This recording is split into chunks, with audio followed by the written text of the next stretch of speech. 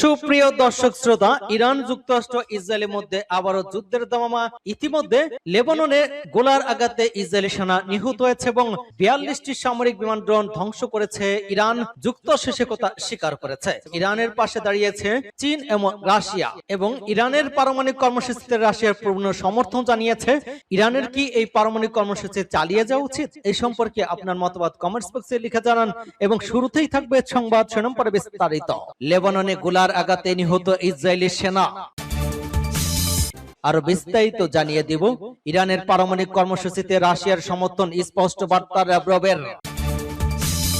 এদিকে হরমুজ প্রণীতে ভারতীয় জাহাজে গুলি, ইরানের রাষ্ট্রদূতকে তলব। ট্রাম্প পুতিনের চীন সফর, আত্মীয়তার আড়ালে গভীর ভূ রাজনৈতিক বার্তা। আরো থাকছে, হরমুজ প্রণালীতে জাহাজ চলাচলে নতুন নিয়ম চালু করলো ইরান। প্রত্যাশার চেয়ে দ্রুত সামরিক শক্তিতে ঘুরে দাঁড়াচ্ছে ইরান। ইরান যুদ্ধের ভবিষ্যৎ নিয়ে ট্রাম্প নেতানিয়াহুর ফোন আলাপে তীব্র উত্তেজনা। এবং সর্বশেষে জানিয়ে দিব 42টি সামরিক বিমান ড্রোন ধ্বংস করেছে ইরান যুক্তরাষ্ট্রের স্বীকারোক্তি। এতক্ষণ শুনছিলেন সংবাদ শিরোনাম বিস্তারিত। তবে তার আগে অনুরোধ থাকবে এই ভিডিওতে একটি লাইক দিন এবং কমেন্টস করে জানিয়ে দিন আপনি কোন জেলা থেকে বা কোথা থেকে আমাদের সাথে যুক্ত রয়েছেন এবং সংবাদের সর্বশেষ গুরুত্বপূর্ণ আপডেট পেতে চ্যানেলটি সাবস্ক্রাইব করে আমাদের সঙ্গেই থাকুন। ধন্যবাদ। লেবাননে গোলার আঘাতে নিহত ইসরায়েলি সেনারা। লেবাননের দক্ষিণ অঞ্চলের সশস্ত্র গোষ্ঠী হিজবুল্লাহর গোলার আঘাতে স্টাফ সার্জেন্ট নেগেব দাগার নামে এক ইসরায়েলি সেনা নিহত হয়েছে। রাতে তার মৃত্যু হয়। দ্য টাইমস অফ ইসরায়েলের এক প্রতিবেদনে এই তথ্য জানানো হয়েছে। প্রতিবেদনে বলা হয়, গোলানি ব্রিগেডের 12 নং ব্যাটালিয়ন কর্মরত ছিলেন ওই দখলদার। তিনি দেকেল নামে এক এলাকার বাসিন্দা ছিলেন। এর আগে এপ্রিল মাসের মাঝামাঝি সময়ে যুক্তরাষ্ট্রের মধ্যস্থতা ইসরায়েল এবং লেবাননের মধ্যে যুদ্ধবিরতি হয়। তবে হামলা পুরোপুরি বন্ধ হয়নি। বিশেষ করে ইসরায়েল লেবাননের দক্ষিণ অঞ্চলে ঘরবাড়ি ধ্বংস করা এবং হিজবুল্লাহদের যোদ্ধাদের টার্গেট করা অব্যাহত রেখেছিল। এরপর হিজবুল্লাহও জবাব দেওয়া শুরু করে। জানা যায় যুদ্ধবিরতি শুরু হওয়ার সব মিলে ইসরায়েলের 6 সেনা নিহত হয়েছে। ইরানের পারমাণবিক কর্মসূচিতে রাশিয়ার সমর্থন, স্পষ্ট বার্তা ল্যাভরভের। রাশিয়ার পররাষ্ট্রমন্ত্রী সের্গেই ল্যাভরভ বলেছেন, শান্তিপূর্ণ উদ্দেশ্যে ইউরেনিয়াম সমৃদ্ধ করার পূর্ণ অধিকার ইরানের রয়েছে। তাসনিমকে উদ্ধৃত করে পাঁচ টুডে জানিয়েছে। রুশ পররাষ্ট্রমন্ত্রী সের্গেই ল্যাভরভ ইরান বিষয়ে এক সংবাদ সম্মেলনে বলেছেন, শান্তিপূর্ণ উদ্দেশ্যে ইউরেনিয়াম সমৃদ্ধ করার পূর্ণ অধিকার ইরানের রয়েছে। বুশেহর পারমাণবিক বিদ্যুৎ কেন্দ্রের দ্বিতীয় পর্যায়ে প্রসঙ্গে ল্যাভরভ আরো বলেন, বুশেহর পারমাণবিক বিদ্যুৎ কেন্দ্রের বিষয়টি শুধুমাত্র রাশিয়া এবং ইরানের সঙ্গে সম্পর্কিত, অন্য কোনো পক্ষের সঙ্গে নয়। রুশ পররাষ্ট্রমন্ত্রী ইরান মার্কিন আলোচনার সাফল্যের উপরও জোর দেন। হরমুজ প্রণালীতে ভারতীয় জাহাজে গুলি, ইরানের রাষ্ট্রদূতকে তলব। কৌশলগতভাবে গুরুত্বপূর্ণ হরমুজ প্রণালীতে ভারতীয় পতাকাবাহী দুটি বাণিজ্যিক জাহাজে গুলি চালানোর অভিযোগ ওঠার পর ইরানের রাষ্ট্রদূতকে তলব করেছে ভারত সরকার। ওই প্রণালী অতিক্রম করার সময় একটি ইরানি কানবোর্ড থেকে ভারতীয় জাহাজে গুলি বর্ষণ করা হয় বলে জানা গিয়েছে। এর আগে ওই দিনে বাগ্যলক্ষ্মী নামে এক জাহাজের নাবিকরা ইরানি নৌবাহিনীর সাথে তাদের কথোপকথনের বিস্তারিত তথ্য প্রকাশ করেন, যেখানে উত্তেজনাকর পরিস্থিতি আভাস পাওয়া গিয়েছিল। এই ঘটনা পরপরই ভারত সরকার দিল্লিতে নিযুক্ত ইরানি রাষ্ট্রদূতকে তলব করে এবং এ বিষয়ে তাদের গভীর উদ্বেগ ও কড়া প্রতিবাদ জানায়। নয়াদিল্লি ঘটনার তীব্র নিন্দা জানিয়ে ইরানের প্রতি আহ্বান জানিয়েছে যাতে ভারতের উদ্দেশ্যে আসা এবং ভারত থেকে ছেড়ে যাওয়া সমস্ত বাণিজ্যিক জাহাজে নিরাপদ যাতায়াত নিশ্চিত করা হয়। দিল্লির পক্ষ থেকে স্পষ্ট করে দেওয়া হয়েছে, আন্তর্জাতিক জলসীমায় সাধারণ বাণিজ্যিক জাহাজের উপর এই ধরনের আক্রমণ কোনোভাবেই গ্রহণযোগ্য নয়। আল জাজিরার এক প্রতিবেদনে জানানো হয়েছে, ভারতীয় ওই ঘটনার একটি সুষ্ঠু ব্যাখ্যা দাবি করেছে। সাম্প্রতিক সময় মধ্যপ্রাচ্যে চলমান উত্তেজনার প্রেক্ষাপটে ভারতীয় জাহাজে হামলার এই ঘটনায়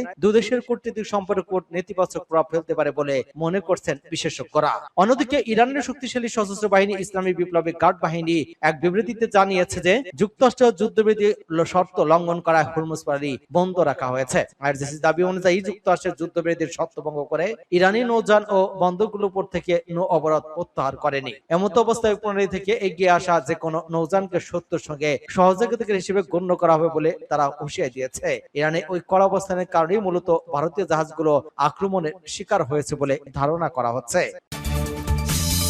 ট্রাম্প পুতিনের চীন সফর আত্মীয়তা আড়ালে গভীর ভূ রাজনৈতিক বার্তা। মার্কিন প্রেসিডেন্ট ডোনাল্ড ট্রাম্পের সফরের ঠিক 4 দিনের মাথায় চীনের লাল গালিচা পা রাখেন রুশ প্রেসিডেন্ট ভ্লাদিমির পুতিন। এক সপ্তাহে পৃথিবীর দুই পরাশক্তিকে আত্মীয়তা দিয়ে বেইজিং যখন বিশ্ব কূটনীতির ভরকেন্দ্রে, তখন গণমাধ্যমের নজর দুই নেতার রাজকীয় প্রোটোকল এবং মনস্তাত্ত্বিক লড়াইয়ের দিকে। ট্রাম্পের কর্পোরেট শো আপের বিপরীতে পুতিনের সফর যেন এক পুরনো বন্ধুর একান্ত মেলবদন, যেখানে আত্মীয়তার আড়ালে লুকিয়ে আছে গভীর এক ভূ রাজনৈতিক বার্তা। ট্রাম্পের চীন সফর শেষ না হতেই বেইজিং এর রানওয়েতে এসে নামে ভ্লাদিমির পুতিনের বিমান। তবে এই দুই দেশ নেতার আগমনী প্রোটোকল নিয়েই শুরু হয়েছে বিশ্ব গণমাধ্যমের চুলচেরা বিশ্লেষণ। ট্রাম্পকে বেইজিং এয়ারপোর্টে স্বাগত জানাতে সেখানে উপস্থিত ছিলেন চীনের ভাইস প্রেসিডেন্ট হান জেং। সেখানে পুতিনকে হাত মিলিয়ে স্বাগত জানান পররাষ্ট্রমন্ত্রী ওয়াং ই। বিশ্লেষকরা একে প্রোটোকলের বৈষম্য বলে দুই নেতার ব্যক্তিগত রসায়নের গভীরতা ফুটে উঠেছে শি জিনপিংয়ের আনুষ্ঠানিক সম্ভাষণে, যেখানে ট্রাম্প ছিলেন কেবলই এক ব্যবসায়িক প্রতিদ্বন্দ্বী আর পুতিন হলেন শির পূর্ণ বন্ধু। পার্থক্য শুধু প্রোটোকলে নয়, দুই নেতার সফরসঙ্গী বহর এবং আত্মীয়তার ধরনের ছিল চোখে পড়ার মতো বৈসাদৃশ্য। বেইজিং এর ট্রাম্প দুই পাশে যখন দেখা গিয়েছে অ্যাপল বা টেসলার মতো সিলিকন ভ্যালির টেক জায়ান্টদের সিইওদের, তখন পুতিনের সঙ্গে কেবল পশ্চিমা নিষেধাজ্ঞা থাকা রাশিয়ার তেল আর ব্যাংকিং খাতের কর্মকর্তারা। বিলাসবহুল ফোর সিজনস হোটেল থাকা ট্রাম্প যেখানে ব্যস্ত ছিলেন শত কোটি ডলারের বাণিজ্যিক চুক্তি এবং সয়াবিন ক্রয়ের চুক্তি নিয়ে, সেখানে দিয়াও স্টেট গেস্ট হাউসে স্থান পাওয়া পুতিনের লক্ষ্য ছিল ডলার মুক্ত বাণিজ্য এবং পাওয়ার অফ সাইবেরিয়া টু পাইপলাইনের মতো দীর্ঘমেয়াদী কৌশলগত নিরাপত্তা। হরমুজ প্রণালীতে জাহাজ চলাচলের নতুন নিয়ম চালু করলো ইরান। কৌশলগতভাবে গুরুত্বপূর্ণ হরমুজ প্রণালী দিয়ে জাহাজ চলাচলের নতুন তদারকি এবং অনুমতি ব্যবস্থা চালু করেছে ইরান। দেশটির সংশ্লিষ্ট কর্তৃপক্ষ নতুন নজরদারি অঞ্চলেও সীমা আনুষ্ঠানিকভাবে প্রকাশ করেছে। ইরানের হরমুজ প্রণালী ব্যবস্থাপনা কর্তৃপক্ষ জানায়, নতুন তদারকি অঞ্চলটি ইরানের কো মোবারক থেকে সংযুক্ত আরব আমিরাতের দক্ষিণ আল ফুজায়রা পর্যন্ত, কেশম দ্বীপ থেকে আল উমায়ন পয়েন্ট পর্যন্ত বিস্তৃত। নতুন নির্দেশনা অনুযায়ী নির্ধারিত যোগাযোগ ব্যবস্থার আওতায় থাকা সব জাহাজকে হরমুজ প্রণালী অতিক্রমের আগে পারস্য বঙ্গোপসাগরের জলপথ ব্যবস্থাপনা কর্তৃপক্ষের সঙ্গে সমন্বয় করে অনুমতি নিতে হবে। এর আগে রয়টার্সের এক প্রতিবেদনে বলা হয়, হরমুজ প্রণালী ব্যবহারকারী জাহাজগুলোর জন্য অতিরিক্ত কিছু শর্ত আরোপ করেছে ইরানের Islamic revolution guard corps IRGC. এর মধ্যে রয়েছে একটি সম্পৃক্ততার নথি জমা দেওয়া, যেখানে নিশ্চিত করতে হবে যে সংশ্লিষ্ট জাহাজের যুক্তরাষ্ট্র এবং ইসরায়েলের সঙ্গে কোনো সম্পর্ক নেই। প্রতিবেদন অনুযায়ী নতুন অনুমোদন প্রক্রিয়ার কারণে জাহাজ চলাচলে এক সপ্তাহ পর্যন্ত বিলম্ব হতে পারে। কিছু ক্ষেত্রে $1.5 লাখ বেশি হওয়ার আশঙ্কা রয়েছে। পাশাপাশি রাশিয়া এবং চীনের সঙ্গে সংশ্লিষ্ট জাহাজগুলোকে অগ্রাধিকার দেওয়া হচ্ছে বলেও দাবি করা হয়েছে। ইরানের পররাষ্ট্র মন্ত্রণালয়ের মুখপাত্র ইসমাইল বাগাই বলেছেন, ওমানের সহযোগিতায় বিভিন্ন দেশের সঙ্গে সমন্বয় করে হরমুজ প্রণালী দিয়ে নিরাপদ জাহাজ চলাচল নিশ্চিত করার চেষ্টা করছে তেহরান।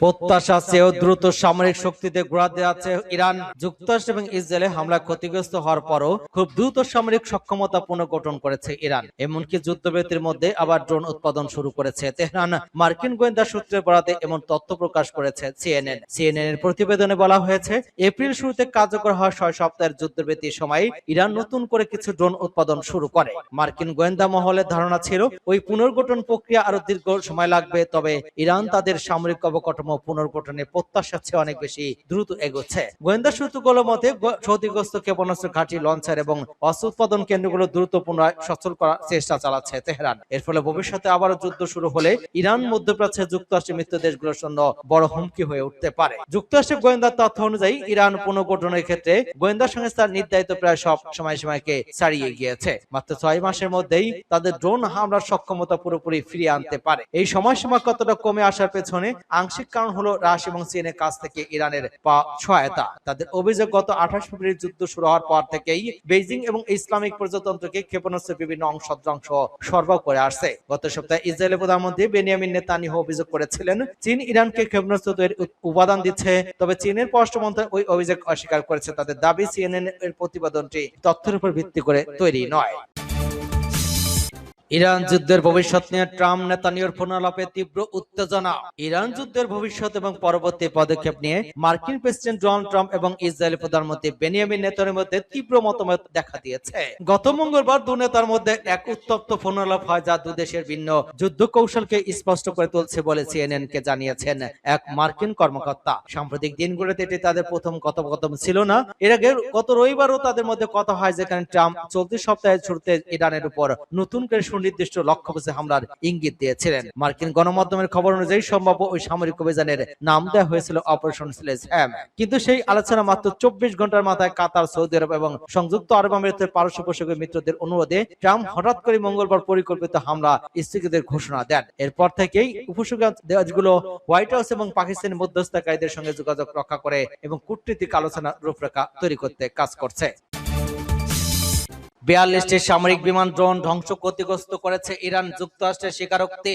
ইরান যুদ্ধে যুক্তরাষ্ট্রের 42টি সামরিক বিমান এবং ড্রোন ধ্বংস এবং ক্ষতিগ্রস্ত হয়েছে বলে দাবি করেছে মার্কিন কংগ্রেসের গবেষণা শাখা কংগ্রেস রিসার্চ সার্ভিস BRF। মার্কিন প্রতিরক্ষা দপ্তর এবং সেন্ট্রাল কমান্ডের বিভিন্ন বিবৃতি এবং সংবাদ মাধ্যমের প্রতিবেদন বিশ্লেষণ করে ওই তথ্য প্রকাশ করা হয়েছে। তবে চূড়ান্ত ক্ষয়ক্ষতির পরিমাণ আরো বাড়তে পারে বলে প্রতিবেদনে উল্লেখ করা হয়েছে। পেন্টাগনের পক্ষ থেকে জানানো হয়েছে, অপারেশন এপিক ফিউরি নামের ওই সামরিক অভিযানে এ পর্যন্ত ওয়াশিংটনে প্রায় 2900 কোটি মার্কিন ডলার ব্যয় হয়েছে। গত 12 মে মার্কিন প্রতিনিধি পরিষদের এক শুনানিতে পেন্টাগনের অর্থ বিভাগের প্রধান জুলস হার্স্ট জানান, ক্ষতিগ্রস্ত যুদ্ধ সরঞ্জাম মেরামত এবং নতুন করে প্রতিস্থাপন খরচের কারণেই যুদ্ধের ব্যয় এতটা বৃদ্ধি পেয়েছে। চলতি বছর 28 ফেব্রুয়ারি যুক্তরাষ্ট্র এবং ইসরায়েলের যৌথ বিমান হামলার মাধ্যমে এই ইরান যুদ্ধ শুরু হয়। যুদ্ধের শুরু থেকেই বিমান হামলায় ইরানের সর্বোচ্চ নেতা আলী খামেনি সহ বেশ কয়েকজন শীর্ষস্থানীয় কর্মকর্তা নিহত হন। পরবর্তীতে এপ্রিল মাসে যুদ্ধ কিছুটা স্থগিত হলেও দুপক্ষের মধ্যে উত্তেজনা এবং সংঘাত এখনো চলছে। এদিকে মার্কিন ওই প্রতিবেদন প্রকাশের পর তীব্র প্রতিক্রিয়া জানিয়েছেন ইরানের পররাষ্ট্রমন্ত্রী আব্বাস আরাগচি। সামাজিক যোগাযোগ মাধ্যমে এক্সে দেয়া এক পোস্টে তিনি দাবি করেন, ইরানের সশস্ত্র বাহিনী বিশ্বের প্রথম শক্তি হিসেবে যুক্তরাষ্ট্রের গর্বের F-35 বিমান ভূপাতিত করতে সক্ষম হয়েছে।